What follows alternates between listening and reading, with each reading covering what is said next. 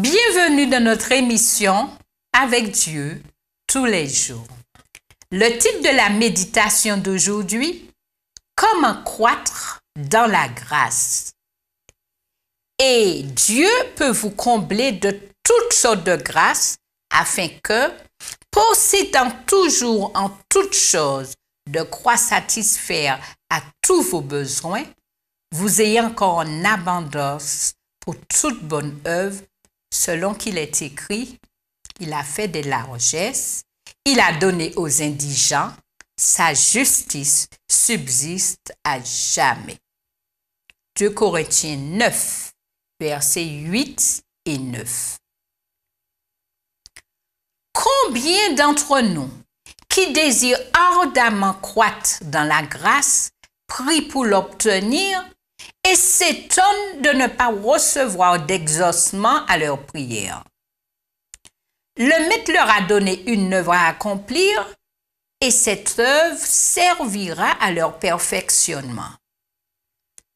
À quoi servent vos prières quand le travail vous presse?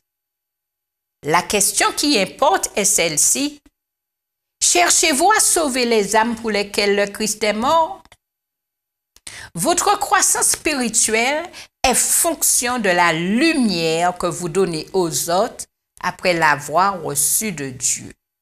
Il faut que vous nourrissiez les sentiments les meilleurs pour faire le bien dans votre Église, dans votre famille, dans votre entourage. Au lieu d'être tourmenté par l'idée que vous ne croissez pas en grâce, faites seulement le travail qui se présente à vous.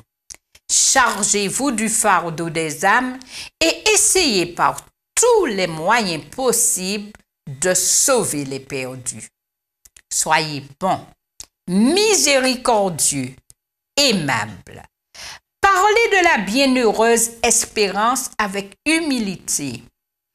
Entretenez-vous de l'amour de Jésus. Faites part aux autres de sa bonté, de sa miséricorde, de sa justice et cessez de vous demander anxieusement si vous croissez en grâce ou non. Les plantes n'ont aucun effort conscient à faire pour se développer. Elles ne se soucient pas continuellement de leur croissance. Elles ne font que pousser sous le contrôle de Dieu. C'est seulement en accomplissant avec le plus grand soin le travail précis que le Christ nous a commandé, en témoignant aussi le plus grand intérêt et jusqu'à la limite de nos possibilités à ceux qui ont besoin d'être aidés et bénis que nous croîtrons en grâce. Les chrétiens qui croissent sans cesse dans le zèle et dans l'amour n'apostasient jamais. Leur sagesse et leur capacité de travail se développent. Ils paraissent envisager les plus vastes projets.